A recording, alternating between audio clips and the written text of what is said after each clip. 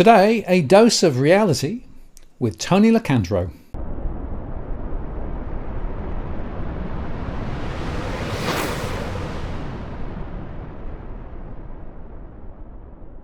Hello again, it's Martin North from Digital Finance Analytics. Welcome to this post covering finance and property news. I'm joined today by Tony Locantro. Hi Tony, how are you going? Going quite well, Martin. New location. I'm actually up at Rolly Stone house sitting. So yeah, a nice backdrop and a couple of dogs to keep me company. So yeah, all good. Excellent. Yeah, I've got a couple of dogs here who are actually keeping me company at the moment, having taken them out for a walk this morning, and it's definitely part of the furniture. Yeah. So. Oh, look, it's been a while since we've spoken, and I just think that the situation in Australia is looking a lot more precarious now. And despite the fact that interest rates, we're at 4.1, there's debate as to where we're going to go from here.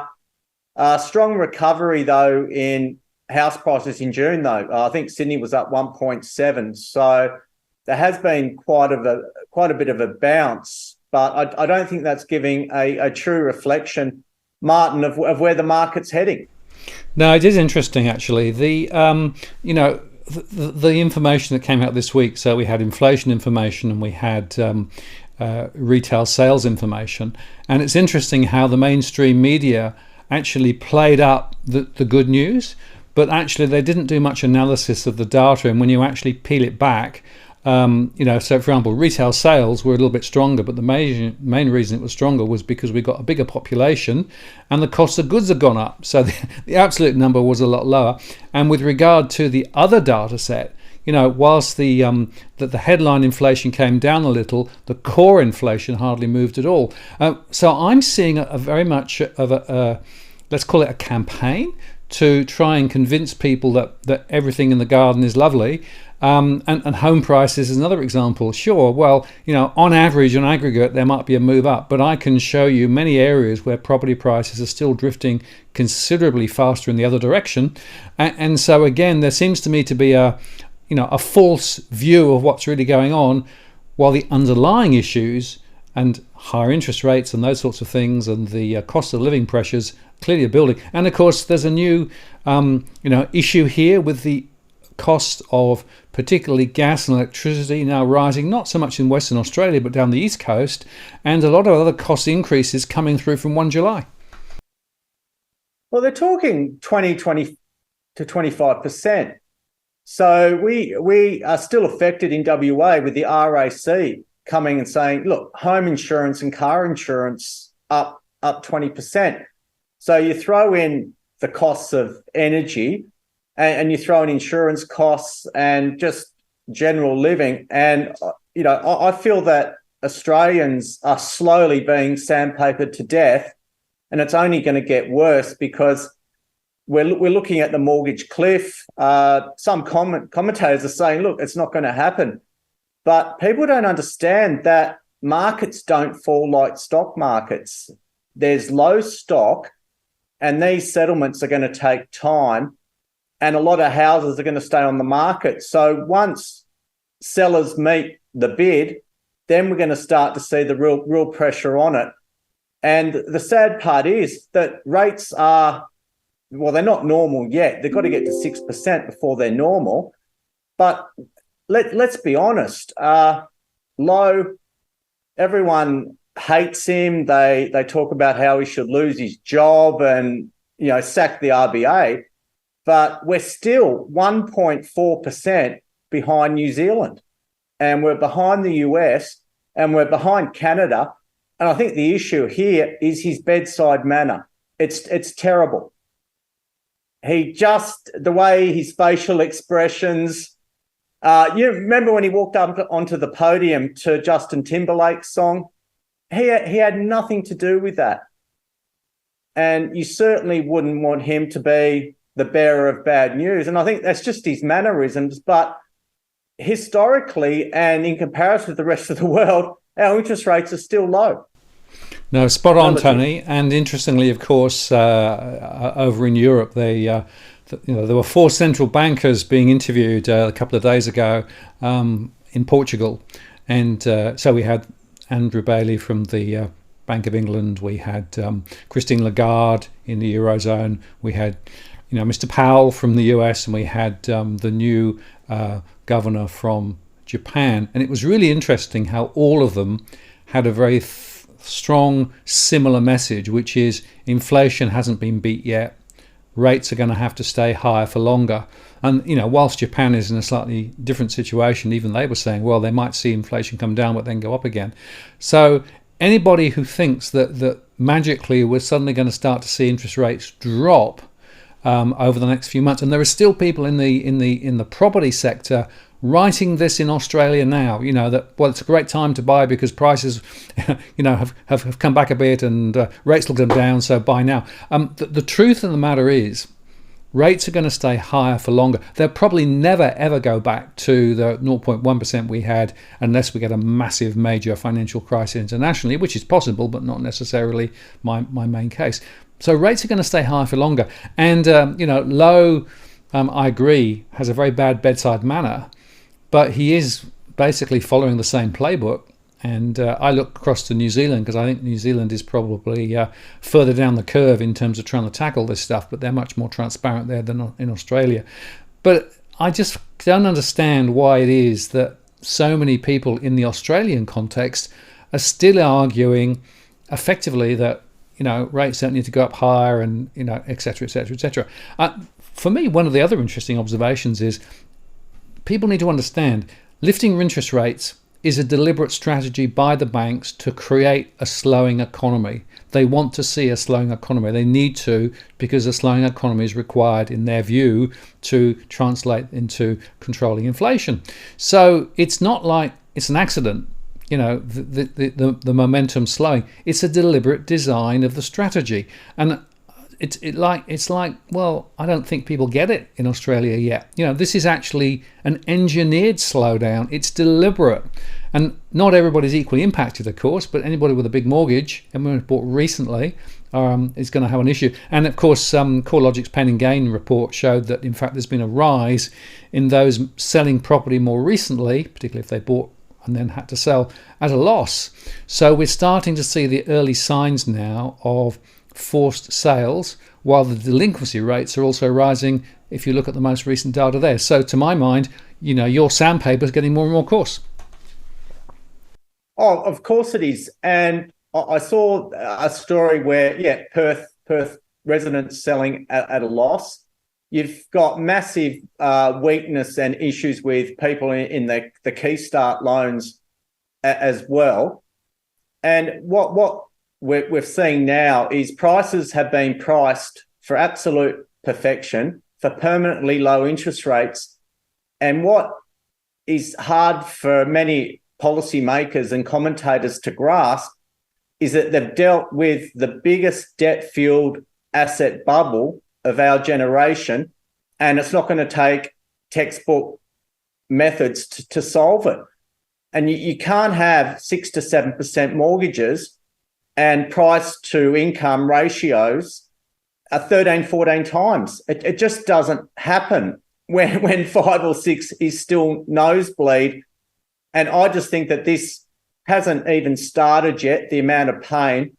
I mean, I look at personally, Martin, I've completely cut out alcohol this year. I've cut out takeaway coffees. I don't bother with them anymore. We rarely dine out. I'm looking at ways to cut costs because in being an advisor in small cap stocks, I've been sandpapered to death for the last 18 months and I know what it feels like, and it hasn't been easy. But I have the benefit where a little uptick in my stocks and then suddenly it's going back on. But people in these salary positions where they can't really earn a lot more are in financial dire straits. So I think the forced sales are yet to come, and a lot of those in the markets I'm in, we've had 18 months of pain due to piss poor sentiment. Companies haven't been able to raise money, but there is interest at a lot lower levels. And a lot of these stocks can halve and then some. But what happens when property investors get the shits and they all start to sell? That's the concern. Yeah, no, property investors I think is a really interesting. In my surveys, Tony, I'm seeing a lot of property investors who have decided to try and cut their losses. So we're seeing more old investment properties listing at the moment. And certainly in my surveys, whilst the argument is that they've been able to put their rents up somewhat, there's a ceiling to how high they can move rents up relative to the significantly higher costs of mortgages, particularly in the investment sector. So quite a few people are now saying, well, maybe I should get out of investment property. And then, of course, the question is, well, if they come out of investment property and they've got some equity floating around the place, well, what are the other options? Because, of course, you can get 5% now on term deposits without even trying, right? And if you look at other asset classes, bonds and things, there are many other different stories now which probably have lower risk profiles, more liquidity, and less potential downside relative to property. So I'm calling, and I've called it for a little while, but I'm calling, the end of the property super cycle in Australia, despite higher migration, despite all the government policies to try and support the industry. Things like the affordable housing stuff, which basically what they're going to do is use money, public money, to buy mostly units that actually have already been built but haven't been sold, to try and give builders a bit of a wriggle room. But this is actually supporting builders rather than helping households. So I'm calling the end of the property super cycle at the moment, and I think the next 2 or 3 years are going to be really, really uncomfortable for a good number of people. I think if we look at it, prior to that surprise election result, in, say, 2019, the market was on a steady downward trajectory and prices were somewhat normalising.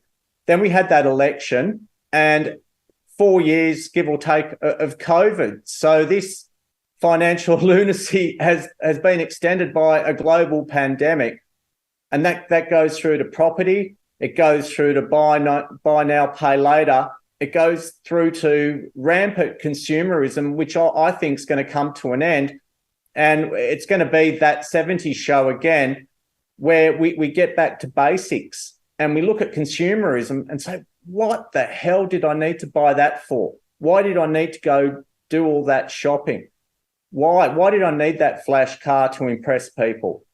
It's ridiculous. We just had so much cheap money that we thought that buying stuff would certainly give us that dopamine hit, but that's the same as cocaine, sugar, and porn, Martin. And what happens when you're trying to get out of these things? I just think, you look at used car prices will come off. You look at treadmills on Gumtree, chest freezers, it's all going to come off. And the time to have garage sales, unfortunately, was before everyone else. So I think that we're going to have a massive decay in Australia.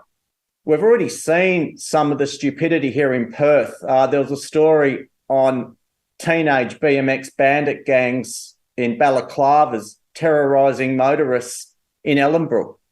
And they said they're going to spread to Joondalup. And Ellenbrook's a high youth crime area and a mortgage prison. So now, you think window washers and beggars at intersections concern you. Well, it's going to get a whole lot worse, Martin. And there's no easy reset out of this. Unfortunately, families are going to have to declare personal bankruptcy because there's no way, once things start to unwind, we're going to get back to 2% mortgages and 13 to 14 times price to income in Sydney, not without a major increase in crime, people giving up basic health services to try and survive. It's just going to be an absolute shit show. And it's just that cheap money and, to an extent, COVID have extended the runway. Absolutely. And of course, through COVID, central banks dropped rates to ultra low levels and liquidity was created both through quantitative easing and also through government stimulus. And in fact, my argument, Tony, is that the inflation seed was planted through that cycle. So effectively, whilst you can blame Ukraine and you can blame energy and those other things, the real seed was the liquidity flow that went into the market over the last 2 or 3 years. Now, if you look carefully about money supply is now reversing. So if you want a leading indicator of the problems ahead, money supply gives you probably the better forward indicator, right? And the problem that I think we've got is that there's still a disconnect between people's perception of what's really going on and reality, because for many people, they haven't yet been hit personally. So if I look at my surveys, we've got about half of the people with mortgages already up against it. So about 46% of people in mortgage stress. But a lot of other people are saying, well, I've got a small mortgage and I've got a good income. I'm not really seeing it yet. And, there are other people who've got quite good returns from deposits and from stocks and shares recently. So there's still a proportion of people who haven't really understood what's really going on more broadly. But if you look at bankruptcies, for example, in the building and construction sector, have never been higher than we've seen now. If you look at some of the retail sectors, particularly some of the small shops, they're already struggling. So as soon as you start peeling back the onion, what you realize is that actually there is a lot of pain already sitting around. I don't know whether you saw the recent ABS statistics show that more households than ever before are now working multiple jobs to try and generate a bit more income to get by. So you can see the early signs, and I reckon this is going to take about a year or maybe 2 to play out, but I don't think that there's going to be a nice easy exit. I think we've built ourselves this huge problem, and unfortunately for many people, the property market is going to be caught right in the crossfire. And you're right, I think some people will be forced to sell. Now the banks will try and extend and pretend they are already, so they're using a 1% buffer than a 3% buffer, which is what APRA recommended. And some people are actually extending the life of the loan so that they end up paying a lot more interest over a longer period of time, as though that somehow magically solves the problem, but it probably won't be enough anyway. So there is a big extend and pretend here. And I have to tell you that I think many in the mainstream media are not actually telling the full, honest, open story here. And the analogy of sandpaper to death is not a good one, but it's actually the truth, because it goes on and on and on, month after month after month. And so people can probably handle a month or two, but when it's 6 months later and 12 months later and they're still struggling with cash flow, people are going to have to take bigger, harder decisions. And I agree with you that in many cases the early alleviation strategies that you could have done a few months ago are now past it. So you haven't got many options in many cases, I think. Oh, certainly not. And I guess every house is different. I'm still seeing $3.5 million houses in Strathfield on a few hundred square metre blocks. So there are still ridiculous pockets of the market as well. But what I've found is that when my income, obviously, in my industry's slowed up considerably, and even though I've got shares, I'm looking at ways of cutting costs, looking at my mortgage. My mortgage cliff is 3.5 years away.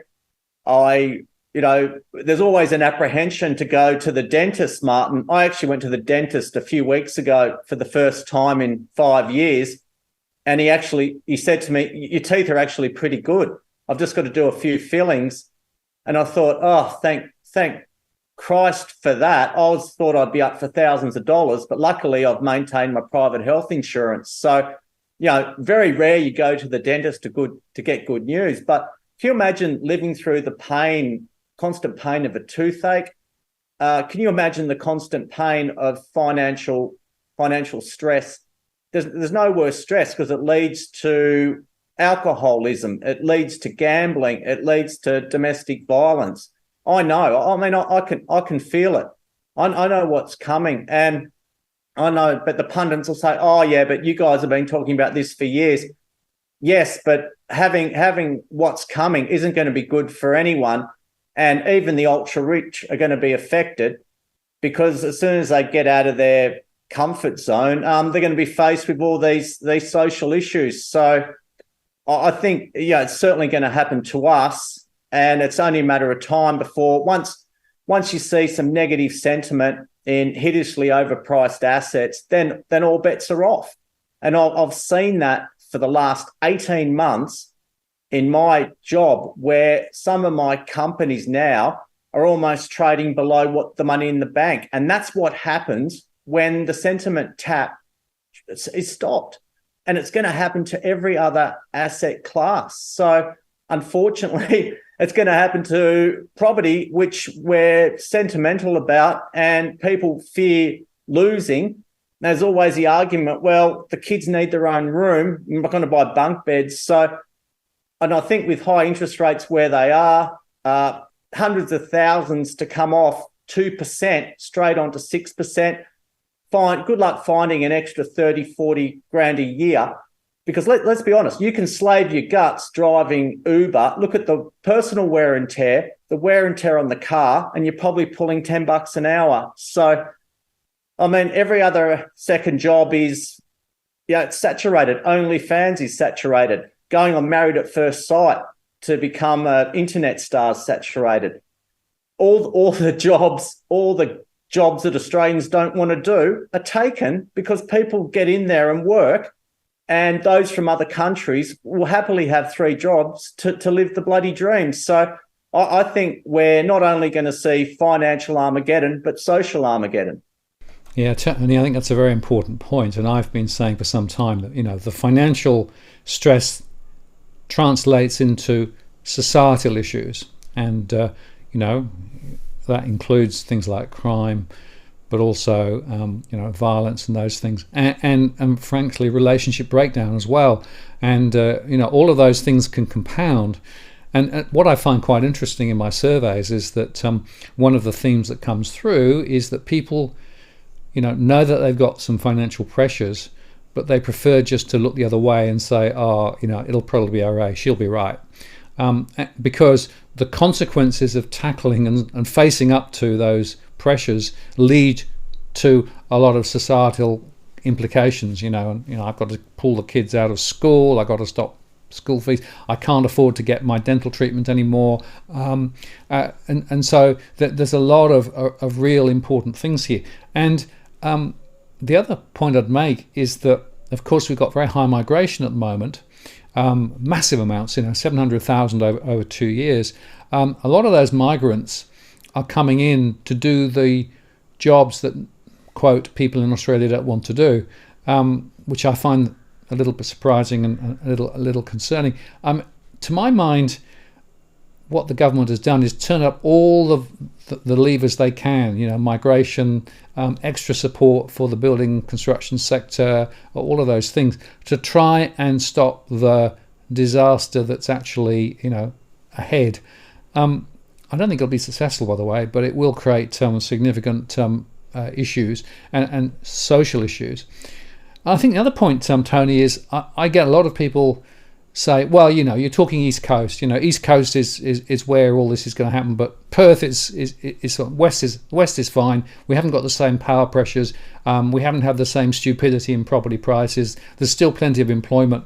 So I guess one question for you is: do you think Western Australia is as in the crosshairs as down the East Coast, or are there special circumstances over Perth way? Oh, I don't think we're special by any stretch, but I do look at realestate.com, and I've noticed that within about 10 kilometres of the CBD, nothing's really lasting for sale at the moment.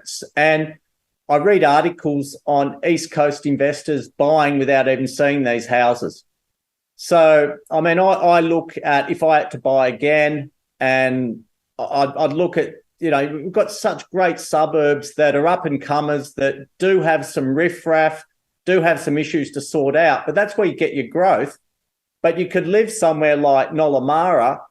I mean, I talk about Nollamara quite a bit because the other suburbs I mentioned in earlier interviews have already gone through the roof. but you can live within 10 kilometres of everything for $400,000.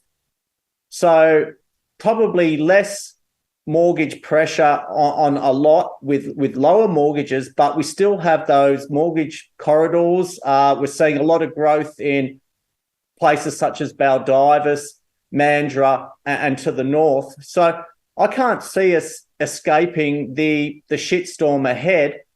But the way I see it is that there's always a chance that the money could, instead of flowing to Hobart, which it did last time, and then we saw the stupid increase in Adelaide house prices, maybe Perth could become a more steadier market with some speculative upside. And I guess that's always on the cards, Martin. But looking at the social issues, looking at the cost of living pressures, we're not immune to it.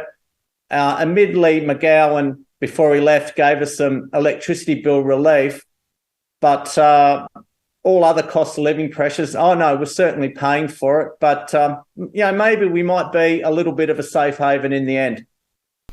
Yeah, well, it's interesting. I mean, I do think there are some differences in the West, and in my surveys, what I found actually that mortgage stress is building again, but actually a lot of the mortgage stress was actually from 2014 and 15 onwards. So it's actually longer, generationally speaking, than the 2019, 20, 21 cohorts, which is what I'm seeing down the East Coast. So I think there are some differences there. And I guess, just standing back slightly and thinking about the broader markets, interesting, of course, that the US markets have been quite strong, but they're being driven by a very narrow swathe of stocks, specifically in the AI sector. And if you look at the broader indices and strip out the few stocks that are actually, I think, like 26% of the market movement, but actually well over 100% of the growth, if you look at the other stocks, they're going backwards. So I'm not even sure that financial markets are actually looking that flash either at the moment, despite the fact that the indices are pretty high, because the AI thing has a significant resonance to me to the dot-com boom. Absolutely. And I see it. I look at the Dow Jones, I look at the S&P 500, and they've been resilient. But you hit it spot on, Martin. There's only been a small number of tech companies. I think this artificial intelligence craze will pass. I know I go to ChatGPT and I ask for a 7-day workout program using machine weights only, and it wrote a brilliant program. It writes essays. I actually got ChatGPT to write my partner a poem, and she actually cried. So it certainly has some benefits, but look at all the failures of machines trying to control stock markets and banks going under. And sure, a lot of industries are going to see major job losses. But again, will it become as big as the internet? No, but there is a place for it, and it has driven stocks. And that's the bubble that we're seeing. And in Australia, our major stocks, bank stocks, have been fairly flat. They have recovered somewhat. Discretionary retail has been poleaxed. You look at Adairs, Manchester, you look at JB Hi-Fi, you look at the punishment afforded to Domino's, Lovisa, the costume jewelry mob, they're just hanging on for grim death as well. So discretionary retail, absolute Gonskis. And you're right, the indices are distorting the true rot in financial markets. And I know that, there was a time today I sat at this desk with my head in my hands, and Juliana said to me, "I've never seen you look like that." And I said, well, I just want to see an end to probably the most challenging financial year in my 24 and a half year career. It's just been an absolute shit show. I've just had, we've had a few setbacks along the way, but I actually had breakfast with a client who's been with me every day, 24 and a half years. And we came to the conclusion that out of 24 years, 8 of them were disastrous. So investors need to, know that those in small cap stocks, that most of the time things are pretty good, but we've just had 18 months of it. And sadly, it's going to hit the general population who have had the misguided belief that we're at a new paradigm, a new plateau of permanently high house and asset prices. And I remember some guy said that in 1929 about the stock market. So we have a greatly inexperienced population who've had a charmed ride since the last recession, being able to binge, borrow, buy lots of toys, upgrade, try and get a water view, outdo each other. And now it's all about to turn to shit. And it could even really accelerate once we start to see prices taper off.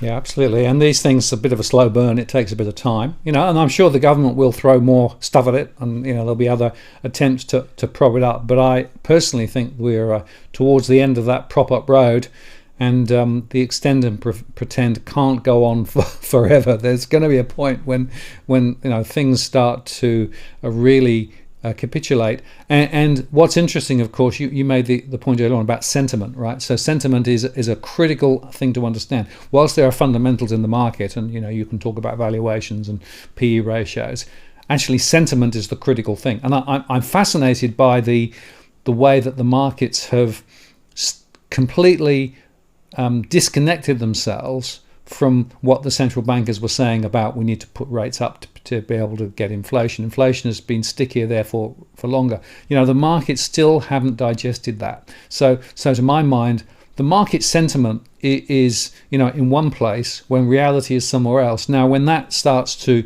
turn, as it probably will, that will be the next point of capitulation. And then I come back to individual households, particularly those in Australia, who are facing into more price rises as we come into July, who are facing into higher interest rates if they've got a mortgage, and a government that doesn't really have much ammunition because, of course, it can't stoke inflation more, so it's going to be doing stuff around the edge and at the margin. So I'm not sure there's any get out of jail card, which means that it's going to be a long, slow grind, and it's down to individual households to do what they can to protect and survive and to buttress their finances to get through. Certainly, if you've got the view that rates are going to drop back down to where they were over the next 6 months and that property prices are going to magically continue to rise, that to me is hope. That's not a strategy. And I think people do need to actually take a reality check, which of course is why I love talking to you, Tony, because you call it as it is. And yeah. I think we need to have people who actually, wake up, smell the roses, see what's going on, and then start taking a bit of action to try and buttress their own situations. Most certainly. And people must say, Locantro's down again. No, I had sentiment turn against me in biotech and gold.